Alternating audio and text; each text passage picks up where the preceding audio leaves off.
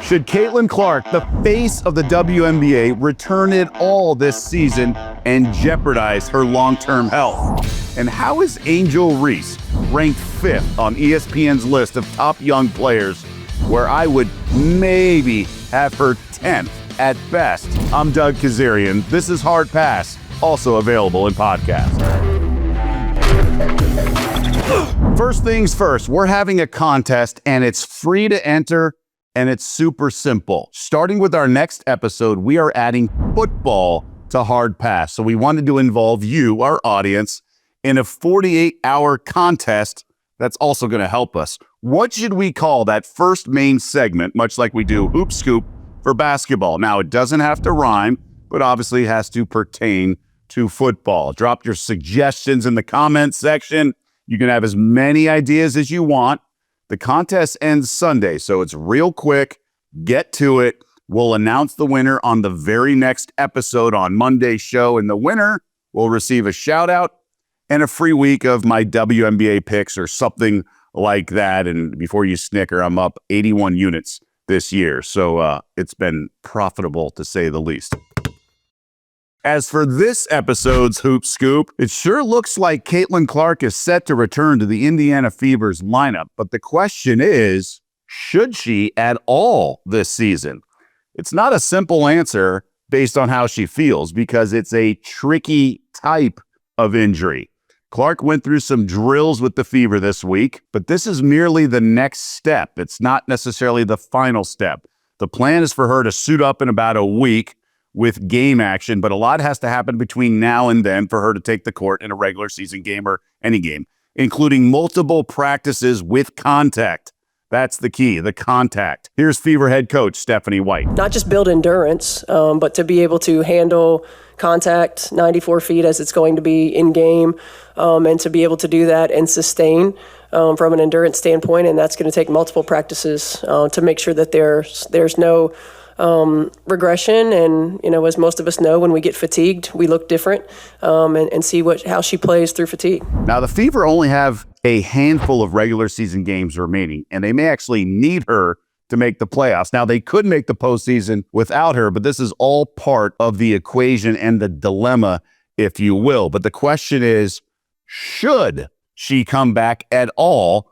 Because it could potentially risk her long-term health. Now, keep in mind, the Fever have not disclosed the exact type of injury it is. All we know that it's a right growing injury. We don't know if it's grade 1, 2, or 3. And these strains are also tears if it's a grade 3. It's all kind of overlapped, right? But they each have different timelines of return. If it's a grade 2, then her returning near the end of the regular season would overlap with that normal 2-month timeline. But again, a growing is not as simple as a break of a bone. Here's Hall of Famer Lisa Leslie with CBS Sports sharing her thoughts. I'm just thinking, me personally, I would not put Caitlin Clark back on the floor this season. And the only reason why I say that is because I had the injury that she had.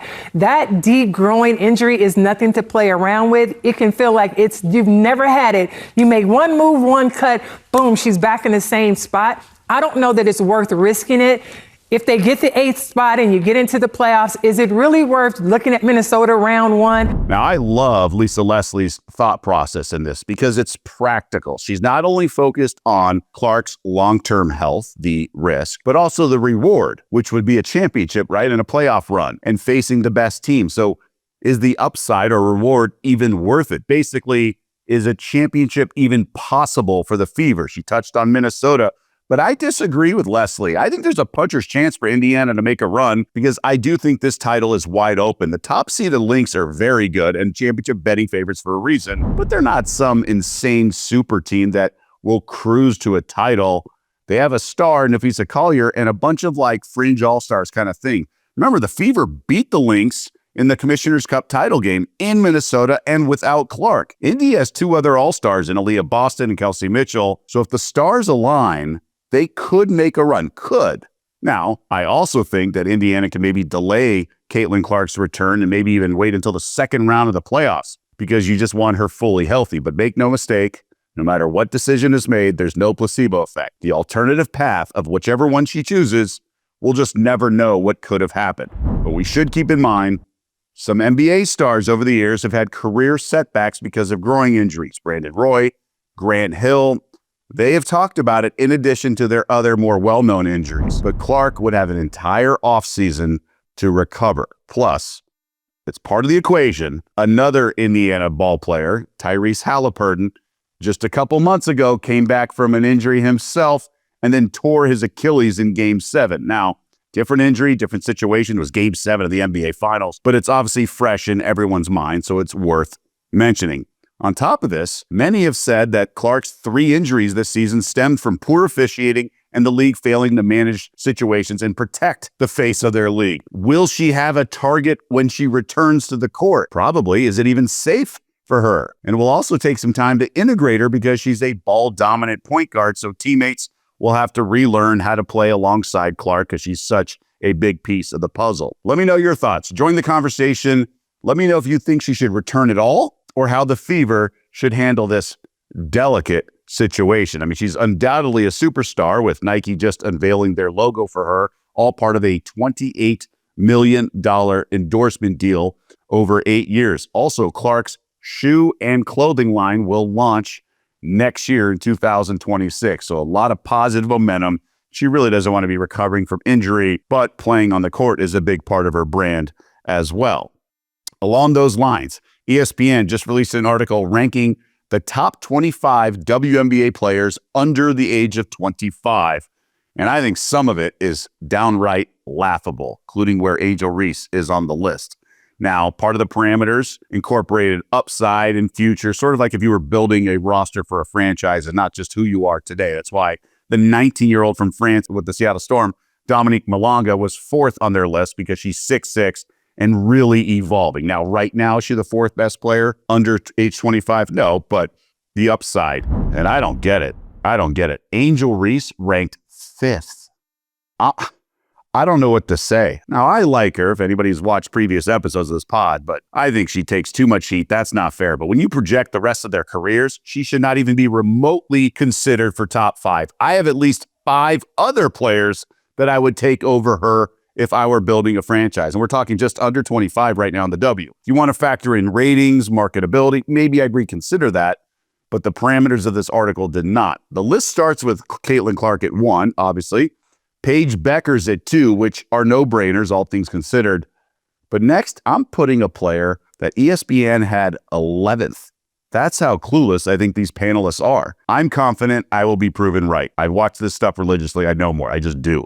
Leila Lacan of the Connecticut Sun. I don't want to give away all my secrets, power ratings, things like that. But one main reason I've been cleaning up this year in the W is I can sniff this out and I know Leila Lacan's worth. She is a rookie from France, joined the team a month into the season, and has played so well she gradually worked her way into the starting lineup and starting the last 11 games. The Sun have turned things around. They've covered 7 straight for a reason. They're laying points on the road now. She's legit. She's got insane speed and agility, and her talent truly jumps off the screen. She's only 21, so I would absolutely take her over players like Angel Reese, Camila Cardoso, Cameron Breek, Kiki Irafin. It's tough between another guard, Sonia Citron, and her, but I would take Lacan. I genuinely think the upside, there's like a 5% chance she has a potential MVP down the road. Now, it's just 5%, but that's the upside I'm talking about. Dead serious here. Either way, how did Reese get listed ahead of Citron, Rakea Jackson, who's a budding star, Irafin, even Sanaya Rivers, who I think is fantastic? Now, I get it. They're just lists, but watch what happens when these players evolve over the years and who shines and which ones the smart teams go after. You're going to remember this. Lacan is an absolute star in the making. One source of mine even said right now for the next game, he would take her over Sabrina Ionescu. I'm serious. And I laugh because Sabrina is one of the faces of the league, but this Lacan player is legit and she will start to get more media attention moving forward. Time to talk some gambling, and winning at sports betting really requires you to understand all circumstances and be able to adapt.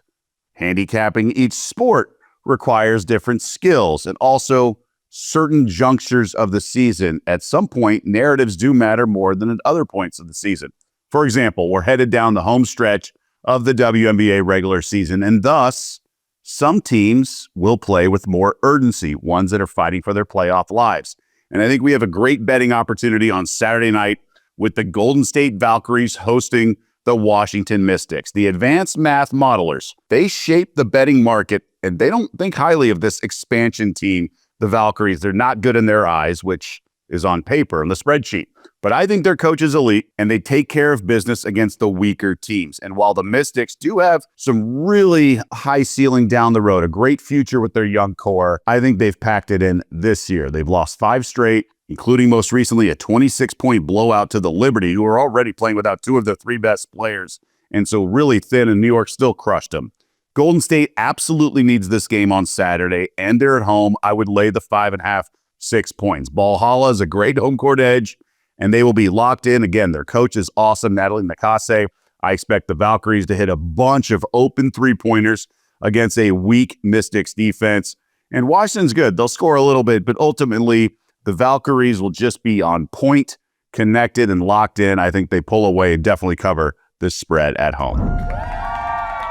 Time now for Fans in the Stands, and this is when we acknowledge and respond to some of the comments in our comments section, the audience, the fans in the stands. And just a reminder to please like and subscribe to the podcast. It really helps us. And also join the conversation. Let us know your thoughts, what you like, what you dislike, what you want to see more of, less of. And don't forget that contest. Let us know the football equivalent of Hoop Scoop. We definitely want your input on that, and you could win. And we'll give you a shout out for sure and some other praise, if you will. Comment on the most recent episode. First one, a lockout would be the final straw for this league. They cannot afford to do that. And that's from Sean Scott. This is talking about the WNBA and the clash right now between the Players Union and the WNBA league. They don't know what to do because the league offered a quadrupling the base salary, and $250,000 would be the minimum salary in the WNBA, which is pretty good for a handful of months of work, but there's other fine print in there. And so we'll see if a lockout truly is. I don't know if that'll be the final straw because the league doesn't start till next May. So a lot can happen from, even if there's a quote unquote lockout around Halloween into November, December, things can change. We saw that with the NBA, that the most recent time it was shortened strike season. So I wouldn't say it's the last straw, but it would certainly be bad optics heading into a season where they have a $2.2 billion television deal that will kick in. Next comment from PD6189. Agree regarding fake news. It's a tool liars use to lie about whatever it is they don't like. That said, ESPN doing a shell game with viewership numbers is ridiculous, but typical in the often mindless social media world we inhabit. The WNBA and its partners just need to release the numbers, improve the officiating, and let the game come to us instead of force-feeding it the way they often seem to do. And that's so key in my eyes, and I agree with all of that. Got to improve the officiating, but it's about these numbers. You don't have to manipulate, you don't have to do anything. It's okay if Catlin Clark moves the needle. The sport is still growing at a decent rate, and don't force feed it to us. Don't shove it in our face. Just let us embrace the WNBA and the quality of play that continues to improve year in and year out. Darren J 4231 says, hate seeing the W undermine their own integrity. It gives the haters ammunition. And that is such a good point. There are Neanderthals who continue to mock the WNBA and things like that. Those haters, you're just putting it on a silver platter. I mentioned in the last episode some of the highlights where it'd be a bad pass out of bounds and they wouldn't acknowledge that. There'd be shacked in a fool moments. They would basically lie to the audience. It's insulting. And that's what's given the haters the ammunition. So I thought Darren did a wonderful job, just very succinct, 2 sentences, and that's the whole crux of it all. All right, that's going to do it for this edition of Hard Pass. The next one will include some football, obviously with football season here in the NFL starting very soon.